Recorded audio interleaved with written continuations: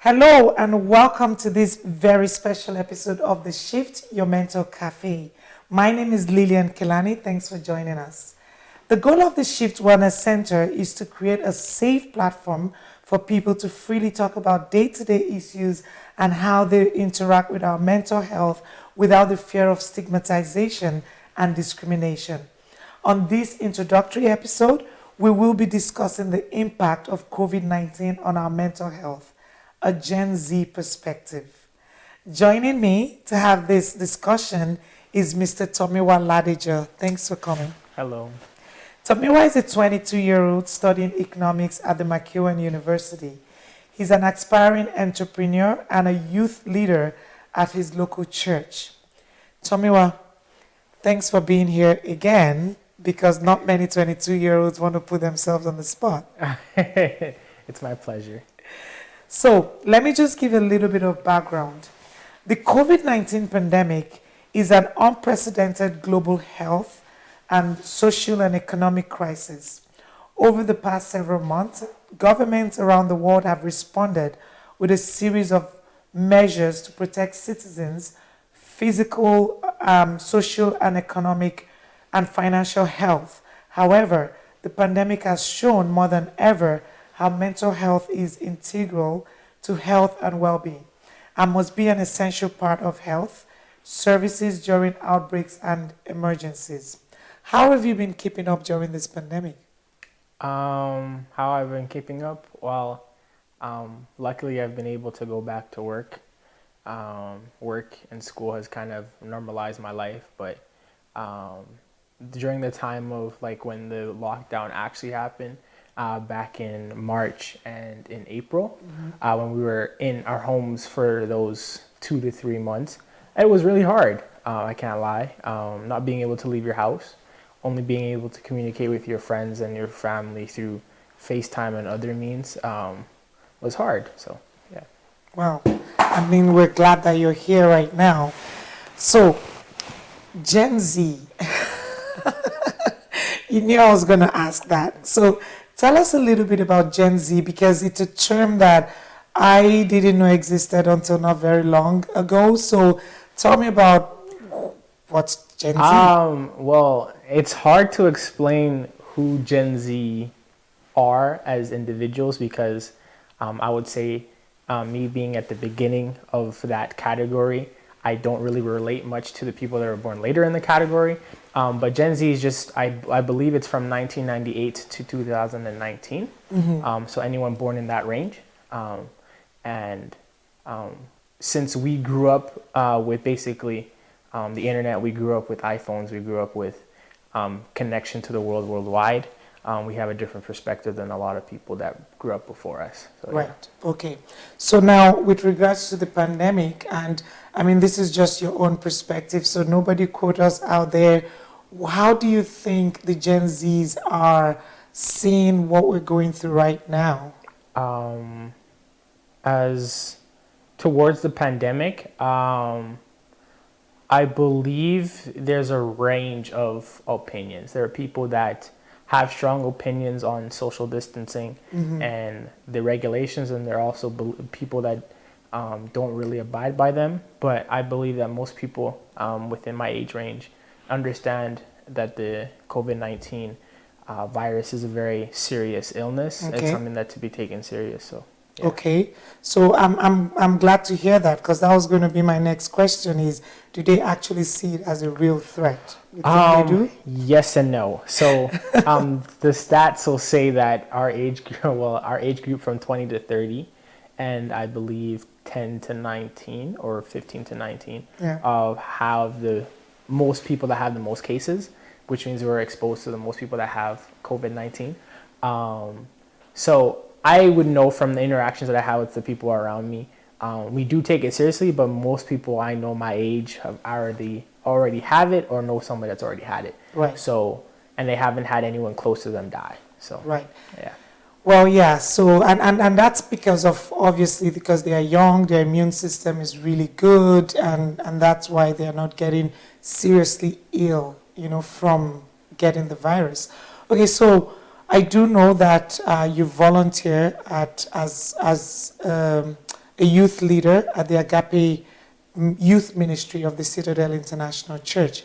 Now, let's talk about how the youths that you work with or are friends with or have in a community, how do they actually see the lockdown? How have they been affected by these few lockdowns that we've had in the last year? When it comes to like fellowship, it's hard, especially trying to build a youth ministry. Going in and out of lockdowns, going in and out of restrictions, is hard to build fellowship and camaraderie between young people. It's really, you build those connections in person versus saying online, which online you can definitely build those connections, but it's a lot harder and through different means. But I believe we're handling it well because people my age, I've seen so many people have taken this lockdown as an opportunity to go out of their comfort zone and to do things they wouldn't do if, let's say, there was never a lockdown last year. Right. So kind of be more creative. Yeah. I think there's been a lot of creativity. People have come up with different ways to really do things, right? Okay, so then what do you think about the fact that people's mental health at this point? Because, when we talk about mental health, we do know that it's a spectrum. There's no, we're all, every day today, you could be on this side of the spectrum. The next day, you could be on this side. But when we see each other, that kind of helps a lot. And so during the lockdowns and this pandemic, how do you think the mental health of Gen Zs have been impacted?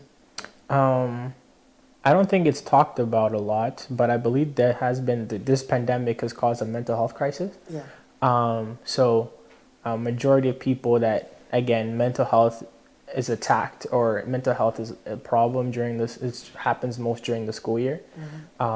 Especially times where a lot of people don't get out and a lot of university classes are online.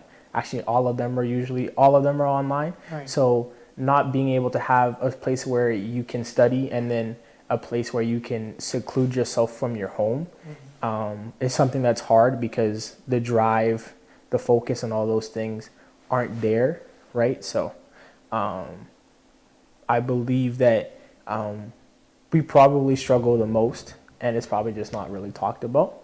But yeah.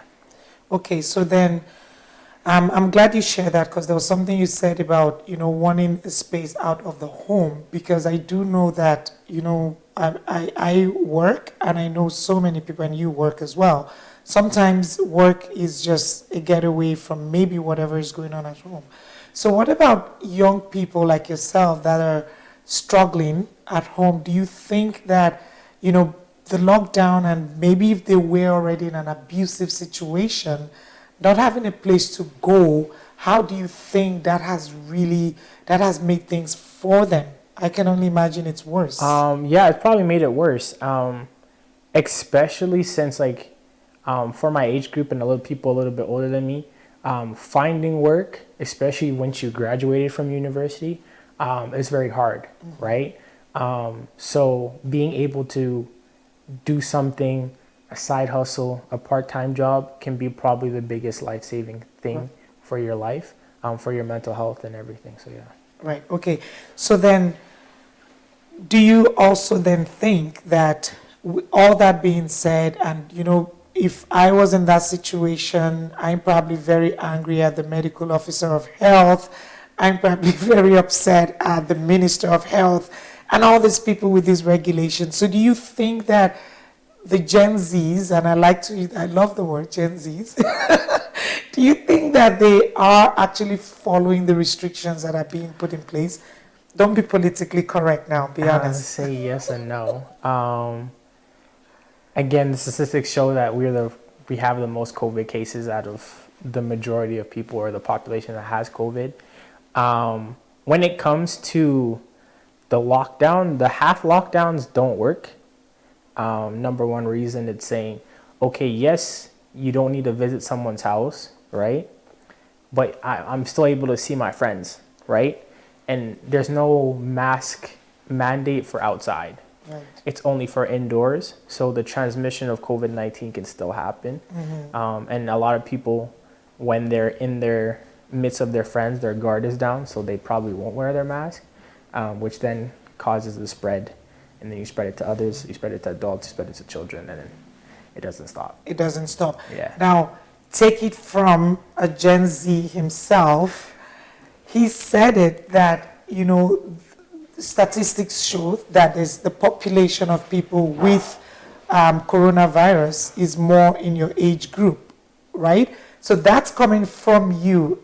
Do you then think that there's enough awareness about coronavirus, and especially now with the new variant out there for people?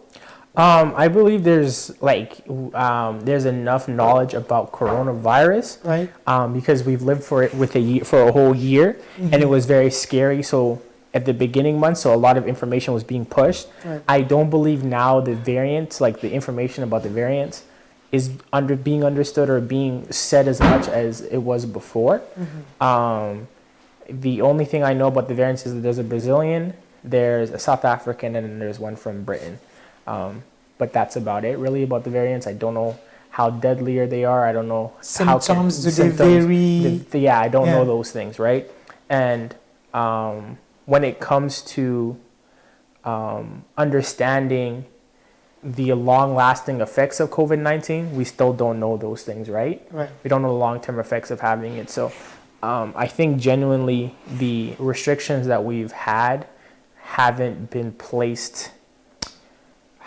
strategically placed with the true and honest wherewithal to reduce the amount of people having or spreading COVID-19.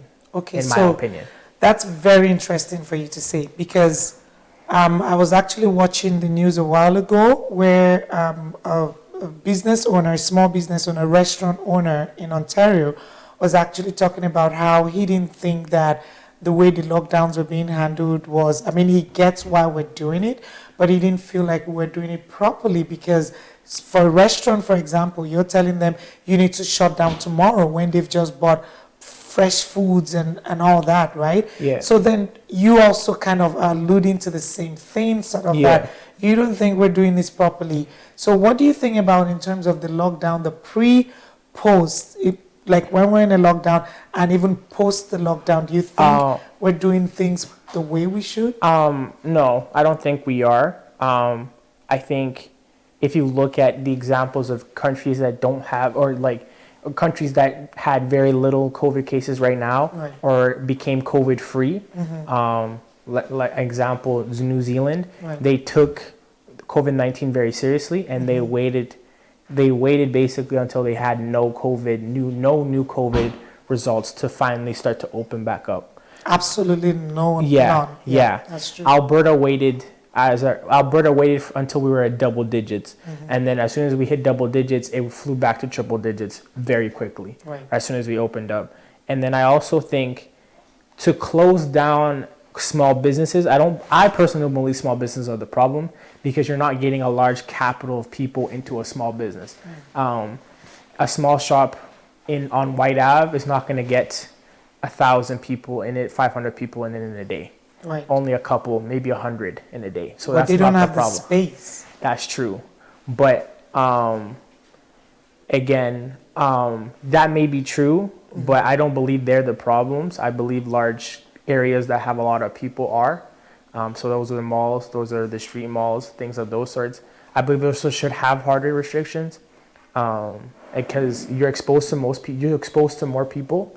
And I work in an area where I'm exposed to a lot of people throughout the day. Right. So I look at that as more dangerous than me going into a small store where I'm only interacting maybe one or two people, right? But right now, I don't believe us going back into stage 1 in Alberta is a right course of action. Either go full lockdown or don't.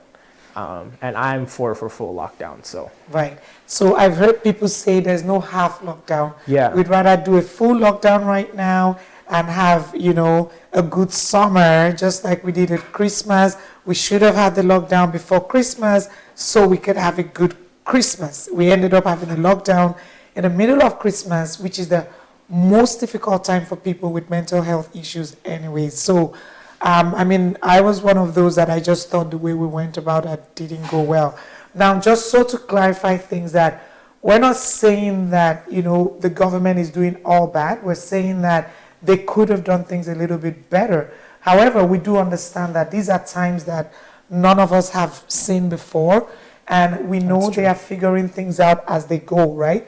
And that's why we're giving them, cutting them some slack, but we're giving recommendations that we could do things a little different to be able to get a better result. Talking about doing things a little different, vaccines are here. It's like, whatever. So, talk about the vaccine in terms of what are your views about? I believe everyone should be vaccinated. My mom's already vaccinated. She already took her first vaccine. I believe she took her second one, so I know she's fully vaccinated. Right. My grandma got her first one. I know my dad is going to get his. My mom is a first-line worker. She's a nurse, so she was able to get hers. And my grandma and my father are both senior citizens, so they're in first line to get theirs. Are you getting yours? Because you're talking about my mom, my grandma, my grandpa. Well, I don't. These are all high-risk people. Once they get it, I'm fine. I don't have to get this. No, that's not the case. When I have the option of getting it, I will get it. I will sign up. I will apply to get it. You do have the option right now. Yeah. Well, doesn't mean I'm gonna get it anytime soon. There's a line, so I'd probably get it in the summer. But yeah, I believe everyone should be vaccinated. So I want you to look that way and tell people about being vaccinated so that everyone should get vaccinated. Yes, not everyone. You might still get COVID if you get vaccinated, right? All those things. But for crowd immunity, for crowd protection, it is best to get vaccinated. What? That is the worst kind of ad I've seen for vaccine. Yeah, go get it, but it doesn't mean you don't get COVID. It's true. Like, I'm gonna say all the facts. You can still get COVID if you get vaccinated, and yes. But for crowd immunity, it's like everyone. It's like when babies get vaccinated when they're young. It's for crowd immunity. You wouldn't have kids have measles if they didn't get vaccinated, right?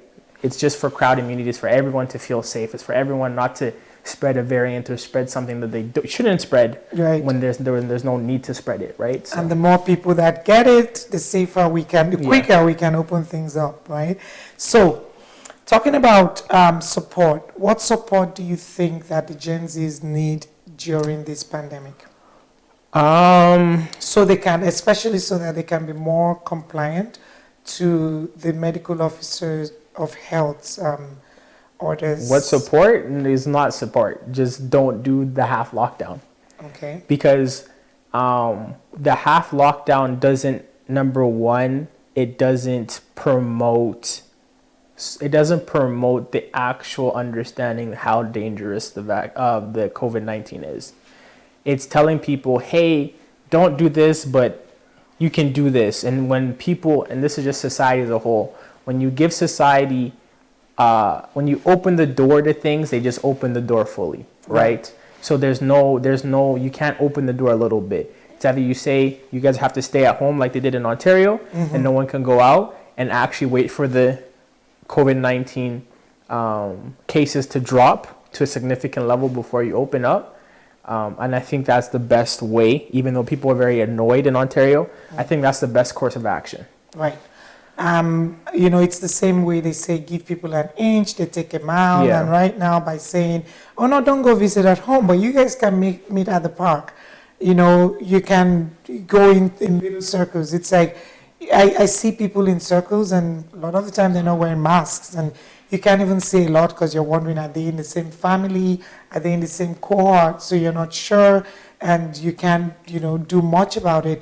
I do know that everyone is really tired of this pandemic, but it will get better. We just all have to be a little bit more patient. We've been very patient already. So finally, do you feel there's enough resources to support mental health during this pandemic? No. We wouldn't have a crisis if that was the case. Right. If we wouldn't have a crisis if that was the case. We wouldn't have suicides skyrocket. if that was the case. If that was the case, I don't think Shootings, a lot of yeah, shootings this time. I don't think mental health, it's talked about, but it's not talked about enough, and in some spaces it's not taken seriously. It's not taken as a serious illness when it is, and I think those things should change. And Right. one of this platform is a way of it changing, right? So Yeah, yes. and honestly, thank you for even being here, because one of the goals, as you know, of the shift is just talking about mental health, because we want people to be able to talk about mental health as you talk about physical health. You know, the way you could come back from work around the dinner table and you're able to say, "Hey, mom, today I have a headache. I'm not feeling well." That's how we should get to a point where we can actually, around the dinner table, you should be able to look your mom in the eye and say, "Mom, I'm hearing voices right now. I'm not sure. One of the voices is telling me you're such a wonderful mom, and the other voice is telling me, oh my God, Mom, you're horrible." And for your mom to actually still sit there and be willing to listen to more about those voices, and just make it an everyday conversation rather than your mom freezing and calling the police on you the next minute. That's the goal of the shift, is that we'll keep talking about mental health and get to that point. Well, I'm going to wrap up by, reminding people that there are healthy mental health, tips, and it's getting professional help if you need it, connecting with others. I know right now we cannot visit people, but you can connect on social media. You can, talk to people on FaceTime. I always say to people, when you know that you have a friend or someone who might be going through a mental health crisis, don't let them just call you, because when they call, it's okay. People can say, "I'm fine," but actually do like a FaceTime, because you can read between the lines. You can get the nonverbals. Staying positive, getting physically active during this time. You can go out for walks. There's no restrictions around that. Just keep your mask on. Helping others. Do some volunteer work, just like you're doing with the youth, and I'm sure that's kind of kept you going a lot during this pandemic, being able to pour in other people and do volunteer work. So helping others really does bring a lot of value and helps our own mental health as well. Getting enough sleep, developing coping skills, and those are some of the tips that you can use in staying healthy. So, Tomiwa, before we wrap up, we have a game that we're going to sort of a game. It's called Surprise Pick. So I want you to sanitize your hands and reach into the bowl in front of you, pick one of the papers there and do what it says. It might just tell you to dance or... What does it say? Show us the right way to wear a mask. Okay, so you take one. What do you do before you take the mask? Obviously, sanitize your hands. Open it up. Put it around your ears. Make sure it covers your chin, and then pinch your nose. Important, make sure it covers your nose and your mouth. I remember seeing an ad where, I don't know if it was even a joke, where police pulled a guy over and he was like, "You must be the definition of stupid," because he had his mask on his mouth and he didn't cover his nose and he thought he was protected. So always remember that a mask is not protective unless it's covering your nose and your mouth. And I mean, for those of us in healthcare, we also have to protect our eyes as well, because you want to protect every way that fluid can get into your body. Thank you so much, Tomiwa, for being here. There is a little gift for you for coming to the show today. It's been an absolute pleasure having you on the shift. Thanks for being a fantastic guest. That wasn't too bad, was it? No, okay. So, for viewers out there, thank you for being part of the shift. Remember to join the Shyft Wellness Center on Facebook, subscribe to our YouTube channel, and join us on Praise Nation, Saturdays at noon MST. Thanks for being on your Mental Cafe, and continue to stay safe. Bye now. Bye.